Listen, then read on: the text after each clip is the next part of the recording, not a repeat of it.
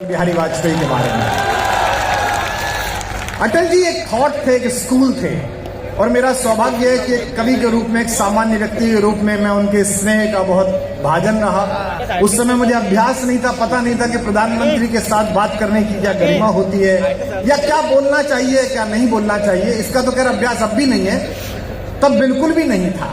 और जिस सहजता के साथ वो कवियों को स्वीकार करते थे, सुनते थे, वो बहुत स्मरणीय है। आज सामने जो नेता लोग बैठे हैं, बड़े बड़े केंद्र से लेकर राज्य सत्ता तक जो हैं, उन सबसे यही अनुरोध है, जब प्रधानमंत्री 7 किलोमीटर अटल जी के पार्थिव शरीर के पीछे चले और इतने सारे प्रदेशों के मुख्यमंत्री चले, तो मैंने आज तक पर यह बात कही थी कि अटल जी के शव के पीछे 7 किलोमीटर चलने के साथ साथ अगर हमारी सारी पार्टियों के नेता ये सोचें कि अटल जी के पदचिन्हों पर भी 4 कदम चला जाए तो लोकतंत्र थोड़ा और अच्छा हो जाएगा और श्रेष्ठ।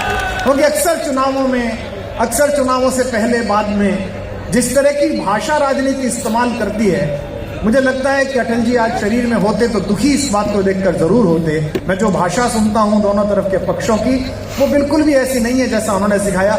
नेहरू जी के समय बलरामपुर से जीतने के बाद अटल जी चुनाव भी हारे, यहीं हारे, और चुनाव हारने के बाद राजेंद्र अवस्थी ने उनको पत्र लिखा, कादम्बनी के संपादक ने, कि पंडित जी अब तो इलेक्शन भी हार गए, कुछ तो लिखकर भेजो।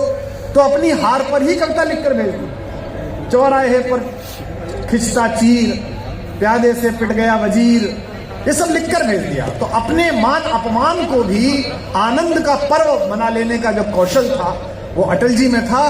कल मैं लखनऊ में था, वहां महनीय मुख्यमंत्री सामने थे और दोनों उप मुख्यमंत्री। मैंने एक टिप्पणी की थी जो वहां के अखबारों की हेडलाइन बनी।